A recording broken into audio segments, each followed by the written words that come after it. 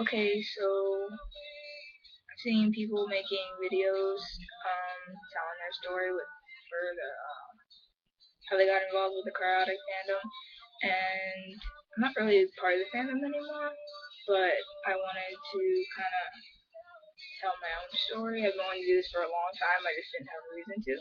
But now that other people are doing it, I thought it would be a good reason to do my own. Um, I guess a good place to start would be about, I think it was like 2 years ago.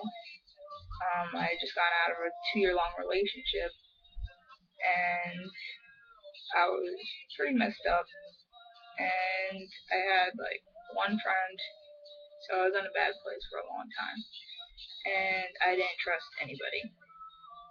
I dated people, but I would date them for a week or two, and I wouldn't allow myself to get close to them, and they would leave me, and it was just really bad. So, around June 2012, July 2012, I was on Tumblr at this point, and I was in the PewDiePie fandom and the Karate fandom, and I met a girl. I'm not gonna mention her name, and we became really close friends. We would role play together and stuff. And then I made the mistake of falling for her because I thought she liked me too, so that was a big mistake. And she wound up rejecting me, and we basically stopped being friends after she rejected me. And something else I should mention is I hadn't self-harmed for about a year and a half at this point, but I started again at that point. Uh, it was right after that I met somebody else through the Fusion Cryotic fandom, and that was a girl named Cheyenne. And I thought it was gonna be the same thing. I would like her, we might date, and she would leave me, and that's what I expected. Um, that didn't happen that way. It's going on 7 months now. We're still together, and she's helped me through a lot. Um, I don't know. Just she's helped me to stop self-harming. She's helped me become a better person. Like I said before, I didn't think anybody could. I thought everybody would just leave me. That I didn't think anybody could really. How many times I said I thought everybody would just leave me. That nobody could like me for any amount of time and stay with me. And she's proved that wrong. And it actually took me a really long time to trust her.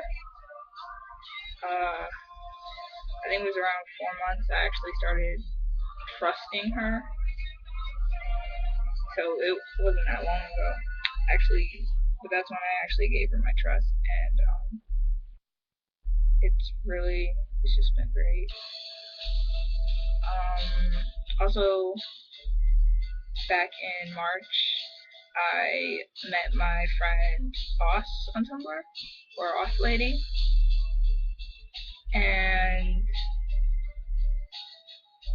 we became close really fast because we just talked about our problems right off the bat. We talked about our problems together, and we got really close, and we found out we're a lot like each other.